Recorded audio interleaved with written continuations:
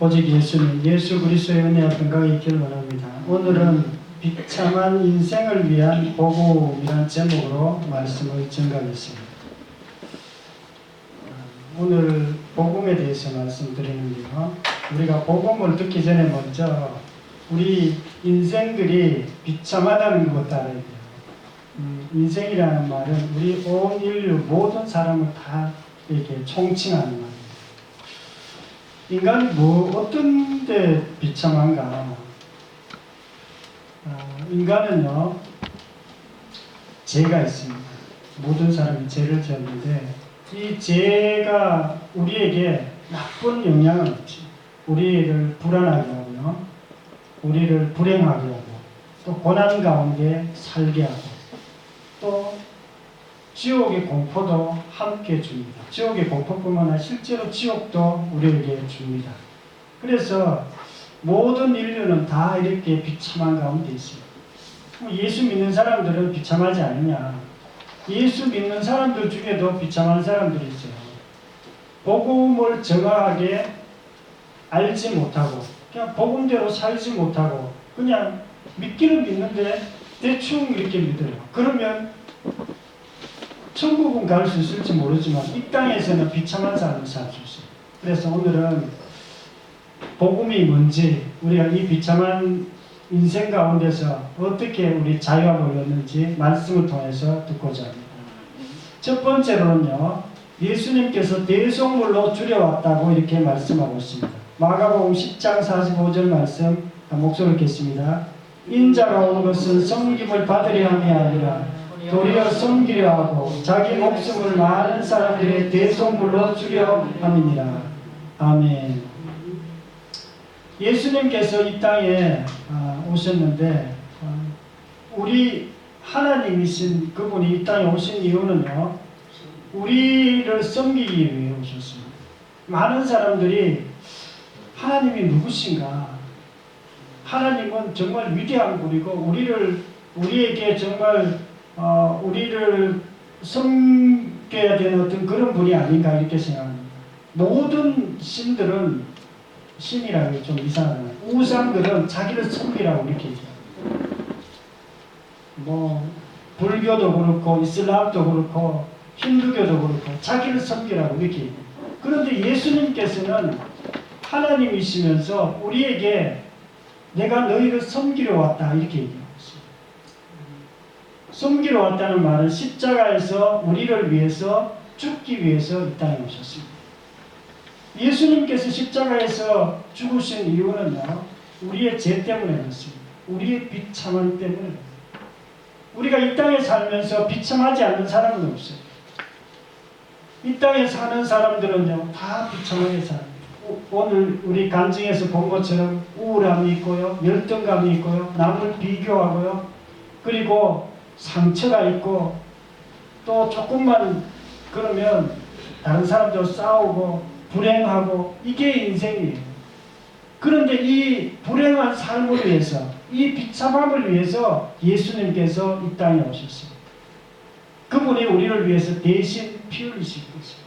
그것을 좀 없애려고, 지옥 가는 것을 없애려고 예수님께서 대신 우리를 위해서 죽으신 것입니다. 복음은 예수님이 우리의 비참함을 위해서 십자가에서 죽으셨다고 이렇게 말하고 있습니다. 에베소서 1장 7절에 보면 우리는 그리스도 안에서 그 은혜의 풍성함을 따라 그 피로 말미암아 속량 곧 제사함을 받았느니라. 우리는 은혜로 제사함을 받았다고 이렇게 얘기하고 있습니다. 은혜란 말은 공짜로 받았다.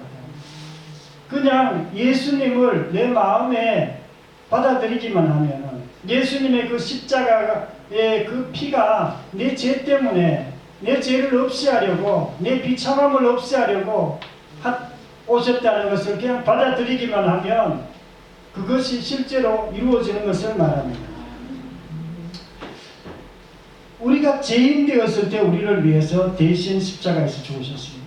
우리가 죄인이란 말은 우리가 비참한 상태에 있을 때, 우리가 정말 하나님을 대적하는 그런 상태에 있을 때 하나님께서 우리를 위해서 예수님을 보내주셨습니다. 모든 죄는 우리에 있는 예수님께서 십자가에 죽으셨다는 것은 예수님께서 영원한 제사를 십자가에서 지냈다 그런 뜻입니다. 영원한 제사. 그러면 영원한 제사 아니고 이례적인 제사도 있느냐? 이례적인 제사도 있어요. 구약에서 제사장이 제사 지낼 때 양을 잡아가지고 하나님께 번제로 드리면 하나님께서 그 양의 피를 보고 그 사람들의 범죄한 것을 용서해 주셨어요. 그 구약의 제사는 한 사람에게 그때만 그 사람의 죄를 용서해 주셨지만 예수님께서 흘린 피는 하나님의 피이기 때문에 이 피는 우리 모든 인류에게 해당되는 거예요. 그리고 한 번만 해당되는 게 아니라 영원히 우리 죄를 사하는 그런 능력이 있습니다. 복음은 예수님이 내 비참함을 위해서 십자가에서 죽으셨다는 것을 말하고 있습니다. 이것은요 그냥 깨닫는 거예요. 내가 지금 인생 비참한 가운데 있구나. 예수님께서 내 죄를 위해서 이 땅에 오셨구나 하는 것을 깨닫는 것입니다. 인간에게 최고 나쁜 소식은요 마귀의 거짓말. 마귀는 계속해서 거짓말 칩니다. 어떻게 거짓말 칩니까? 우리의 생각에 나쁜 생각을 넣어줘요. 복음하고 반대되는 생각을 넣어줘요. 너희들이 열심히 뭔가 착한 일을 하면 착해진다고 이렇게 가르칩니다. 너희들은 열심히 살면 성공할 거야. 너희들은 비참하지 않아. 너희들은 지금 잘 살고 있어. 너희들은 죄도 없어. 이렇게 마귀가 가르쳐줍니다. 복음은 우리가 하나님의 은혜로 받는 것입니다. 사도 바울은 원래 예수 믿는 사람이 아니었어요. 유대교를 믿는 사람이었어요. 그는 하나님을 자기가 믿고 있다고 생각했고 하나님을 안다고 생각했어요. 그러나 사도 바울은 어느 날 다메섹에 갈 때에 예수님을 만났어요. 그리고 예수님이 나타나셔서 누구냐고 물었을 때 너가 핍박하는 예수다고 이렇게 말씀했어요. 예수님은 바울이 뭔가 이렇게 착한 일을 해가지고 예수 믿으려고 하지도 않아서 사실은. 그런데 그냥 예수님을 믿게 된 거예요. 예수님을 만났고 예수님을 믿게 된 것입니다. 그것은요 공짜로 믿은 거예요. 우리도 예수 믿는 것은요 우리가 뭔가 열심히 하면 믿을 것 같지만 사실은 예수 믿는 것은 부활을 믿는 거예요. 부활이 어떤 사람도 아무리 믿으려고 해도 안 믿어져요. 그런데 어떤 사람은 그게 믿어져요. 예수님의 부활이 믿어지고요. 예수님의 십자가가 믿어지고 그리고 예수님의 그 믿음 가운데로 우리가 들어가는 것입니다. 예수님이 내 죄를 위해서 내 비참함을 위해서 십자가에서 죽으셨음을 믿으시기를 축원합니다. 두 번째로 죽으시고 부활하심으로 우리의 주인 되었다고 이렇게 말하고 있습니다. 로마서 14장 9절 말씀 한 목소리를 읽겠습니다. 시작. 그리스도께서 죽었다가 다시 살아섰으니 곧 죽은 자와 산 자의 주가 되려 하십니다. 예수님이 십자가에서 죽으셨어요. 죽으셨을 때 마지막에 다 이루었다 하고 이렇게 죽으셨는데요. 그리고 무덤에 아리마대 요셉이 무덤에 자기 무덤에다가 이렇게 넣었습니다. 그런데 로마 병사들이 거기를 지키고 있었어요. 근데 3일 만에 새벽이죠. 주일날 새벽이에요. 그때 예수님께서 다시 살아나셨어요. 뭐 어떤 분들은 천사를 봤다기도 하고 또 마리아 또 베드로 뭐 다른 사람들이 여러 명이 가서 예수님이 부활한 것을 봤습니다. 마리아는 예수님의 음성을 들었습니다. 마리아여 라오니 하니까 예수님이 그때 이렇게 얘기하신 것도 있었어요. 그리고 잠깐 만났다가 없어지기도 하고 그렇게 했습니다. 지금도 예수님이 죽으셨던 그 세마포가 남아 있습니다. 그래서 사람들이 지금 그 박물관에 있는 그 조사를 해보니까 부활할 때 막 빛이 착 이렇게 예수님 몸에서 빛이 나와서 그게 딱 찍힌 것이 이렇게 남아 있습니다. 그 외에도 예수님의 부활의 어떤 증거들은 굉장히 많습니다. 성경에도 제자들이 부활하신 예수님을 증거하다가 순교까지 당했습니다. 만약에 예수님의 부활이 사실이 아니라면 그것을 그렇게 할 수가 없어요. 그리고 기독교는 사실은 부활의 종교입니다. 우리가 많은 사람이 착각하기를 기독교는 십자가의 종교라고 이렇게 생각합니다. 십자가보다 물론 십자가도 맞지만 부활의 종교입니다. 그래서 이 부활을 통해서 모든 기독교가 이렇게 교회가 생겨나기 시작했고 또 기독교가 생겨나기 시작했고 그리고 그 부활을 통해서 모든 것이 바뀌어지겠습니다.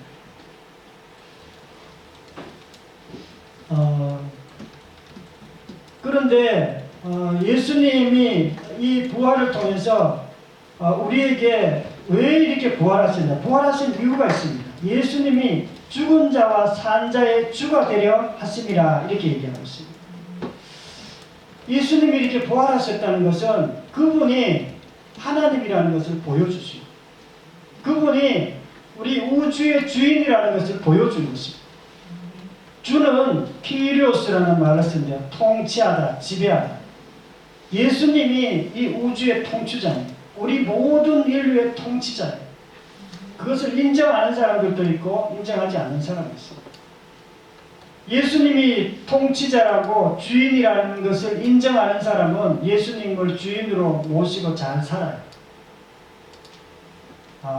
에덴에 있던 아담처럼. 그런데 예수님을 인정하지 않을 수도 있습니다. 예수님이 통치자가 아니야. 인생의 통치자는 마귀야. 인생의 통치자는 나야. 이렇게 말하는 사람들이 있어요. 인생의 통치자를 우상으로 섬기는 사람은 끊임없이 그 우상을 섬깁니다. 그렇지 않는 사람들은 자기 마음대로 살아요. 자기가 하고 싶은 대로. 그렇게 사는 사람들이 있는데 정말 예수님의 그 부활을 보고 예수님을 통치자로 주인으로 믿는 것이 복음입니다. 우리 인간이 왜 그렇게 힘든가? 왜 이렇게 비참한 가운데 있는가? 그 이유는요. 예수님이 주인이 아니기 때문이었어요. 내가 주인 되어 살기 때문에 비참하게 살고 있어요. 많은 사람들이 불행하게 살고 있잖아요. 불행하게 살고 있지 않는 것처럼 보입니까? 불행하고 있는 사람들 속에 불행함이 있어요. 저도 얼굴 가면서 얼굴 계속 봐요. 얼굴이 기쁨이 없어요. 근심 걱정이 막 있는 거 있어요. 왜 그렇습니까? 자기 마음에 근심 걱정이 가득해요. 뭐 돈 걱정도 있겠지. 대인관계 문제도 있고 자식의 문제도 있고 자기의 어떤 뭐 친구의 문제도 있고 많은 문제들이 있어요. 그 문제들 때문에 근심 걱정 가운데 살아가고 있습니다. 그런데 예수님을 주인으로 믿는다는 것은 그 모든 부분에 있어서 그분이 주인입니다 하고 우리가 그분에게 맡기는 것입니다. 우리가 그럴 때 그게 해결되기 시작해요. 저도 이렇게 예수님이 주인이라는 것을 인정하지 않았을 때는 예수님 믿기는 믿는데 문제가 안 풀리는 거예요. 열심히 했고 문제를 풀기 위해서 성경 말씀을 찾아보기도 하고 순종하려고 해도 안 풀리는 거예요. 왜 안 풀리냐면 내가 주인 되어 살면 안 풀리는 거예요. 내가 주인 되어 살면 가장 중요한 특징 중에 하나가 싸움. 다른 사람들하고 계속 싸우는 거예요. 남이 조금만 잘못하면 그것이 막 남 거만 크게 보이고 자기는 보이지도 않고. 그런데 예수님이 주인인 사람은 싸우지 않습니다. 예수님이 주인이기 때문에 다른 사람의 종이 되는, 다른 사람을 섬기는 사람이 되는 거예요. 고린도후서 4장에 보면 복음이 가려진 것은 망하는 자들에게 가려져 있다 이렇게 얘기하고 있습니다. 우리가 복음은요 우리를 회복시키는 능력이 있습니다. 그런데 복음이 잘 안 보입니다. 저는 복음을 반복해서 얘기합니다. 복음을 반복해서 얘기해도 듣는 사람은 듣지만 듣지 못하는 사람은 아무리 얘기해도 이게 무슨 말인지 알 수가 없어요. 저는 이렇게 우리 목사님들하고 같이 성경 공부도 하고 이렇게 합니다. 그런데 목사님들 중에도 오랫동안 성경 공부했는데 복음이 뭔지를 정확히 감을 못 잡는 분들이 계세요. 그만큼 복음이 잘 이렇게 흐릿하게 우리에게 다가올 때가 많습니다. 마귀가 또 이렇게 복음을 못 듣게 해요. 복음 듣는 시간에 반드시 딴 생각이 나게 합니다. 복음 듣는데 마음이 이렇게 다치게 만듭니다. 제가 어떤 사람들 복음을 증거할 때 이분은 깜짝 놀라가지고 달아나는 사람 봤어요. 복음을 내가 정확하게 증거했는데 그분이 깜짝 놀라더라고. 왜 저분이 왜 놀라는가? 그런데 그런 분도 있을 만큼 이 복음이 중요합니다. 도마가 자기가 예수님의 부활하신 예수님을 만났어요. 그리고 부활을 하신 예수님을 확인하고 나의 주시오 나의 하나님이십니다 라고 이렇게 고백을 했어요. 그리고 이 도마는 완전히 자기 삶이 풀렸어요. 그 전까지는 자기가 사는 게 너무 힘들었어요. 죽을까봐 힘들고요. 핍박하는 사람이 힘들고요. 자기도 예수님처럼 십자가에 달릴까봐 막 걱정이 된 거예요. 그리고 자기 집에 숨어가지고 그냥 이렇게 전전긍긍하고 살았어요. 그런데 부활하신 예수님을 만나고 자유함을 얻었습니다. 죽음이 두렵지 않았습니다. 예수님을 증거하기 시작했어요. 예수님이 부활하시죠. 예수님이 그리스도입니다. 예수님이 구원자예요. 그분이 정말 우리를 구원하기 위해서 이 땅에 오신 하나님이십니다 하고 다른 사람들에게 얘기한 것입니다. 물론 그렇게 하면 핍박도 받지만 어쨌든 그렇게 계속 증거했던 삶을 살았습니다. 복음은 예수 그리스도에 대한 것입니다. 복음은 십자가와 부활입니다. 우리가 십자가와 부활 이렇게 복음을 증거할 때 어떻게 하느냐면 부활에 대해서 얘기해 줍니다. 딴 사람들. 예수님이 십자가에서 죽으신 사건에 대해서 또 부활에 대해서 이렇게 얘기해 줍니다. 예수님의 부활을 통해서 예수님이 주인이심을 믿으시고 자유함이 임하기를 축원합니다. 세 번째로 부활로 우리를 의롭게 되었다고 이렇게 말하고 있습니다. 로마서 4장 25절 말씀.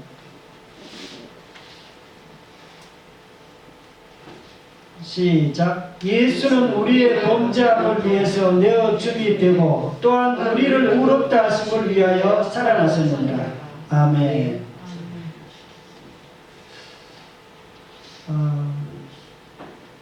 예수님의 십자가와 부활 사건은 우리하고 아무런 상관이 없는 게 아니에요. 예수님을 믿는 사람들에게는요, 이 십자가와 부활 사건은 우리에게도 큰 영향을 미칩니다. 예수님의 그 십자가 사건은 우리를 죄를 사해주는 그런 사해주. 그런데 예수님의 그 부활 사건은 우리를 의롭게 만듭니다. 우리를 온전한 자로 만듭니다. 우리가 아무것도 하지 않았는데 예수 믿는 사람들 다 온전한 자예요. 여러분 다 예수님 믿으시죠?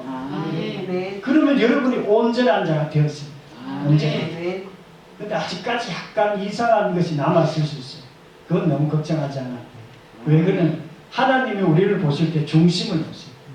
겉에 뭐 이렇게 아직까지 조금 나쁜 습관이 남아있을 수 있어요. 나이가 많아가지고 예수 믿은 사람들 나쁜 습관이 안 남아있는 사람이 어디 있어요? 조금 남아있을 수 있습니다. 그러나 하나님께서 우리를 보실 때 우리의 속사람, 우리의 중심, 우리는 의로운 자가 되었다고 이렇게 말하고 있습니다. 의로운 자가 되었다는 것은요, 우리가 정말 하나님의 그 생명 가운데로 우리가 들어갔다는 것을 말합니다. 복음은요, 부활로 우리가 완전히 회복되었음을 말하고 있습니다. 죄인이 의인으로 바뀌었어요. 우리가 전에는 사랑하지 못하는 자가 되었지만 지금은 사랑하는 자가 되었어요. 전에는 용서하지 못하는 자였는데 지금은 용서할 수 있는 자로 바뀐 것입니다. 용서가 얼마나 중요한지 압니까? 용서 못하면은 어떤 분들은 부부끼리 싸웠는데 심하게 싸웠어요. 근데 이 남편이 아주 나쁜 놈 그래가지고 부인을 때렸는데 이혼을 했어요. 근데 이혼했는데도 이 부인이 용서를 못했어요. 그런데 간절염이 있거든요. 그 용서하지 못하는 마음 때문에 간절염으로 계속 안 나는, 아무리 주기도를 해도 안 나고, 근데 나중에 이 부인이 자기가 남편을 용서하지 못하는 것 때문에 그렇다는 걸 알고 용서했어요. 용서가 안 되지만 예수 믿으면 용서할 수 있습니다. 용서할 때 그것이 마음의 병도 되지만 육체의 병까지도 그만큼 용서가 중요한데 우리는 용서할 수 있는 자예요. 이것은요 큰 능력입니다. 아직까지도 예수 믿지 않는 사람들은요 다른 사람 용서하는 게 쉽지 않습니다. 예수 믿어도 또 잘 안 된 사람이 있어요. 잘 모르고 그러는데 우리에게 잘못하는 사람들이 많습니다. 말을 잘못하기도 하고 나도 잘못하지만 다른 사람들도 정말 잘못하는 사람이 있어요. 저도 내 아는 분 한 분 중에 그분은 말하면은 남 뭐 상처되는 말만 계속하는 거죠. 그 말 한마디 할 때마다 부정적인 말, 시기하는 말, 남을 해코지하는 말, 그 말 하는데 도사예요 그분은. 교회 다녀. 그런데 그런 사람들하고 싸우고 이런다 그래가지고 해결될 문제가 아니에요. 우리가 그런 사람들이 참 주변에 있지만 그래도 우리가 다른 사람을 용서할 수 있는 능력이 있기 때문에 용서합니다. 그리스도의 사랑으로 용서합니다. 네. 예수님께서 우리를 사랑하셨을 때 우리가 뭐 자네가 사랑한 게 아니고 우리가 완전히 죄인 되었을 때 우리가 하나님 앞에서 아주 악한 자였을 때 우리를 위해서 십자가에서 죽으시고 또 우리를 위해서 헌신한 것입니다. 최혜신 자매라고 계시는데 이분은 학교 다닐 때 공부를 잘 못했어요. 공부 막 집에서 저 엄마가 막 공부를 열심히 잘하라는 거예요. 그래가지고 막 학원비도 엄청 줘가지고 공부를 시켰는데 결국에는 자기 동네에 별로 좋지 않는 대학을 갔습니다. 그래가지고 그 공부에 대한 열등감 때문에 늘 살았어요. 그런데 이제 예수님을 진짜 믿게 된 거예요. 예수 믿고 나니까 내가 왜 그렇게 공부에 매였는지 막 그런 이렇게 후회하면서 그렇게 했습니다.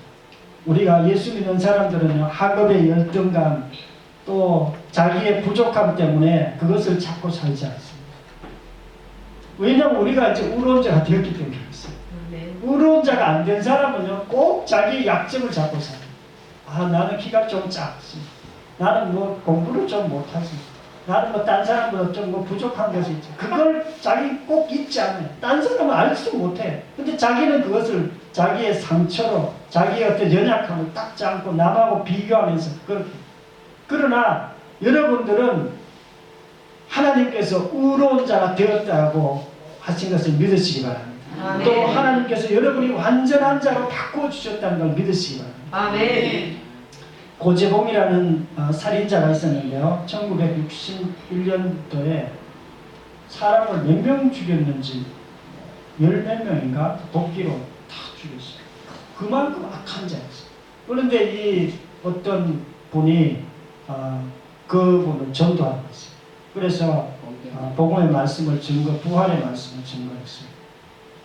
죽어도 다시 살아난다는 그 내용을 증거했어요. 그때 이 고재봉이 예수님을 자기가 이제 사형이 얼마 며칠 안 남은 한 몇 달 정도 남았을 때. 근데 사형됐는데 너무 불안했어요. 왜냐면 죽는 게 살인자였죠. 자기가 죽는다니까 너무 불안한 거예요. 그런데 이분이 이제 죽어도 다시 사는 게 있네. 죽어도 괜찮네. 이 생각이 들어온 거예요.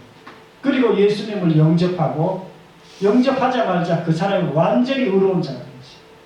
찬송이 나오고 막 돌아다니기 시작했어요. 그리고 딴 사람한테 막 전도했어요. 예수 믿어야겠다. 1800명 정도 했어요. 죽기 전에.